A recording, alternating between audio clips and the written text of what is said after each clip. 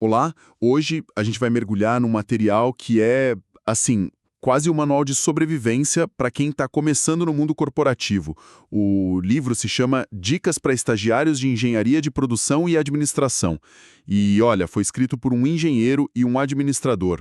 Gente que já esteve lá no campo de batalha e resolveu, tipo, criar um mapa para os novatos. Exatamente. E já de cara o livro nos joga numa tensão, né? Num paradoxo que todo estagiário sente. Sim, que é aquela coisa, para ser efetivado você precisa de aliados, precisa se conectar, mas para conseguir esses aliados precisa confiar em alguém. E aí? Aí que mora o perigo. Confiar na pessoa errada pode queimar uma carreira antes mesmo dela começar, sabe? É essa equação que a gente vai tentar desvendar hoje usando as pistas que os autores deixam. Perfeito. E essa tensão é o que guia o livro todo. Não é um guia sobre, sei lá, como ser o mais popular do escritório. Pelo contrário. A premissa é bem pragmática, até um pouco dura. Como assim? Eles partem de uma realidade que eles mencionam logo na introdução. Muitas empresas veem o estagiário como mão de obra barata. Poxa, já começa assim. Sim, você já entra em desvantagem. Então, cada passo, cada conversa, cada relação precisa ser calculada. A nossa análise de hoje é sobre como transformar esse campo minado num caminho para efetivação. Certo. Então vamos começar pelo que o livro diz que deveria ser o foco número 1, a obsessão do estagiário. E não são as amizades, nem o networking, é uma coisa que eles chamam já no primeiro capítulo de criar o seu legado. Parece uma palavra forte para um estagiário, né? Legado. O que eles querem dizer com isso? É uma ótima pergunta, porque parece grandioso demais, né? Mas a ideia, na verdade, é bem concreta. Criar o seu legado para o estagiário significa construir uma reputação baseada numa única coisa: competência e proatividade. Ah, entendi. O livro detalha isso, sabe? É ser aquela pessoa que não espera receber uma tarefa, mas que pergunta o que mais eu posso fazer. Uhum. É quem vê um problema, mesmo que pequeno, e tenta propor uma solução em vez de só apontar o erro. É entregar as tarefas não só no prazo, mas, se possível, com algo a mais. Um capricho, uma organização que surpreenda. Exato. Então o legado é a sua marca registrada de profissionalismo. É fazer com que na hora da reunião para decidir quem vai ser efetivado, seu nome seja sinônimo de aquela pessoa que resolve. Isso. Aquela pessoa em quem a gente pode confiar para fazer o trabalho. É a sua principal moeda de troca. E o carisma, a simpatia. Os autores defendem que nesse estágio inicial isso é secundário. O que te torna valioso para a empresa é a sua capacidade de execução. Se você for lembrado por isso, está no caminho certo. E todo o resto, inclusive as relações sociais, deve ser visto através dessa lente. Isso ajuda ou atrapalha a construção do meu legado? Perfeitamente, essa é a pergunta-chave. Ok, a base está clara. Foco total na entrega, em ser impecável. Mas aí a gente volta para o paradoxo. Um legado não se constrói sozinho, trancado numa sala, certo? De jeito nenhum. Você depende de informações, da boa vontade de um colega para te ensinar algo, da colaboração da equipe, e é aí que o terreno fica perigoso, que é o ponto central do famoso capítulo 3, muitos amigos no trabalho. E é aqui que o livro fica mais polêmico. Os autores apresentam o que eles chamam de a síndrome do todo mundo é amigo. Sei qual é. Aquele impulso, principalmente de quem é jovem e chega num lugar novo, de querer agradar a todos, de transformar cada colega de baia num melhor amigo.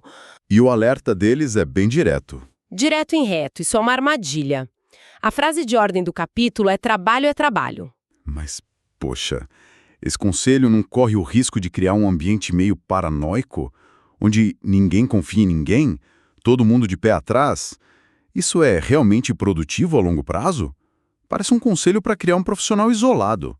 Essa é a crítica mais óbvia, e é uma leitura possível se você pegar a frase isoladamente. Mas o que os autores argumentam não é sobre paranoia, e sim sobre consciência situacional. Entendi. O estagiário está sendo constantemente avaliado. Cada conversa de corredor, cada café, é uma potencial entrevista de emprego que a pessoa nem sabia que estava fazendo. Nossa, é verdade. E nesse cenário, a ingenuidade custa caro. Eles trazem um alerta muito forte sobre a inveja, que eu acho que vale citar. Qual é? Eles dizem algo como: existem pessoas que se dizem amigas, mas gostam de colher informações, para, infelizmente, na hora que lhes convir, te queimar sem pensar duas vezes. Nossa, é pesado. Colher informações para te queimar. E para isso não ficar só na teoria, eles dão aquele exemplo clássico, super fácil de se identificar, o do salário. Como é que era a situação mesmo? A cena é a seguinte. Um funcionário está insatisfeito, acha que ganha pouco e desabafa com um colega que ele considera um amigão. Certo. Ele diz: "Poxa, tô ralando aqui ganhando só X, é muito pouco." Clássico. O que acontece depois é um desastre em câmera lenta. O tal amigão, e o livro frisa isso, talvez até sem maldade e pedindo sigilo, comenta com o chefe. Ah, não. Comenta: "Puxa, chefe, fiquei sabendo que o fulano tá bem chateado com o salário, ele acha que não é valorizado." E aí, já era. A confiança do gestor vai para o espaço, o estagiário passa a ser visto como alguém descomprometido, ingrato, que está com o pé fora da empresa, Tudo por causa de um desabafo. que parecia inofensivo. Exatamente. E o fascinante é como o livro conecta isso ao conceito da rádio corredor. A famosa rádio peão. Essa mesma. Ela é como um vazamento de gás. Você não vê, não sabe de onde veio, mas quando percebe, o ambiente todo já está contaminado e o estrago feito. E o pior é que a fonte do vazamento foi você. Foi você. A informação, uma vez que sai da sua boca, não te pertence mais. Por isso, recomendação pragmática. Salário é um assunto para ser discutido única e exclusivamente com o seu gestor. Ponto. Faz muito sentido. Dito assim, qualquer desabafo sobre frustração profissional parece uma roleta russa. Com base nisso, eles propõem até uma regra, uma lei não oficial, certo? Sim, e é uma regra bem específica. Se confiar cegamente em mais de 3 pessoas no trabalho, tome cuidado. Só 3 é bem pouco. Pouquíssimo. E eles são até vulneráveis, compartilhando a própria experiência de que ao longo de anos e em várias empresas, tiveram no máximo 2 pessoas por lugar que se tornaram amigas de verdade. Do tipo que se pode confidenciar algo importante. A mensagem é que a amizade genuína no trabalho é rara e leva tempo. Não é algo que se assume na primeira semana. De jeito nenhum. Ok, então a mensagem é basicamente: fique quieto, trabalhe e não confie em ninguém. Isso ainda me soa como uma receita para a solidão corporativa para virar um robô. O livro oferece alguma saída? Alguma alternativa que não seja o isolamento total ou o desabafo perigoso? Oferece. E é aqui que a conexão com os outros capítulos enriquece a discussão e mostra que o conselho não é tão simplista assim. O livro não prega o silêncio, mas sim a comunicação estratégica. A alternativa ao desabafo de corredor está, por exemplo, no capítulo 2, sobre hábitos e atitudes. E o que ele diz? Se você tem um problema com um colega, em vez de reclamar dele para um terceiro, a orientação é chamar a pessoa para uma conversa esclarecedora, franca e respeitosa. Ah, então a troca é de uma atitude passivo-agressiva, de fofoca, para uma atitude adulta e direta de resolução de problemas. Perfeito, é uma troca de postura.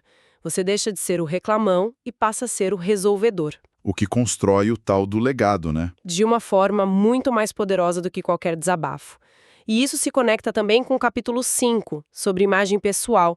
A regra de ouro lá é: nunca, em hipótese alguma, fale mal de alguém por trás. Claro. Fofocar com um suposto amigo de trabalho não só quebra essa regra e te coloca como alguém não confiável, como também destrói ativamente a imagem de profissional maduro que você está tentando construir. Entendi.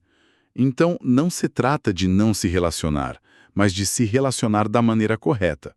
A energia que seria gasta em desabafos e alianças frágeis deve ser Redirecionada. isso, redirecionada para a construção dessa imagem sólida e para a resolução direta de conflitos. É uma abordagem muito mais proativa. Exatamente.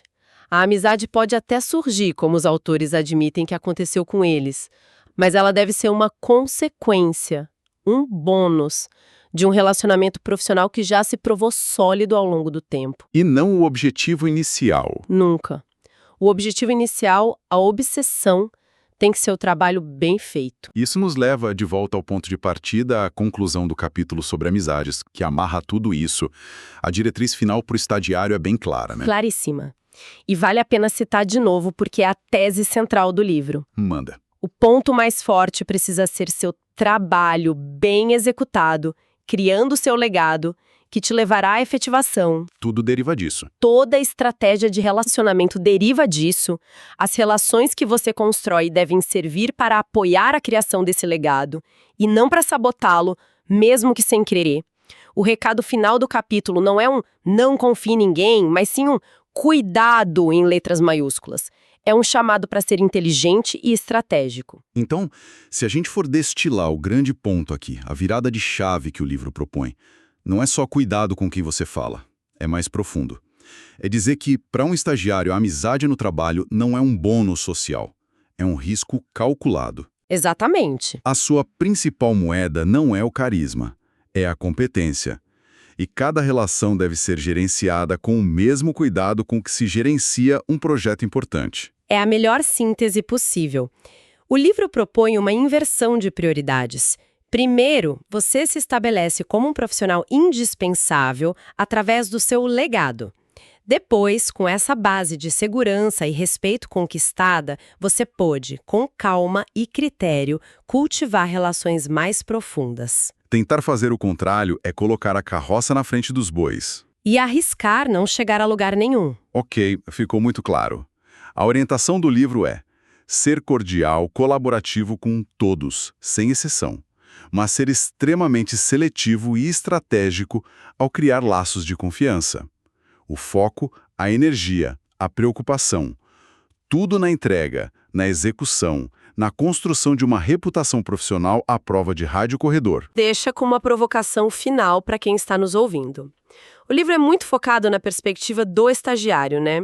Essa fase de extrema vulnerabilidade, de matar ou morrer pela efetivação. Sim. A questão que fica para a gente pensar é: como essa dinâmica de confiança e amizade se transforma ao longo da carreira? Boa pergunta. À medida que um profissional ganha segurança, senioridade e poder, as regras para construir alianças e amizades mudam?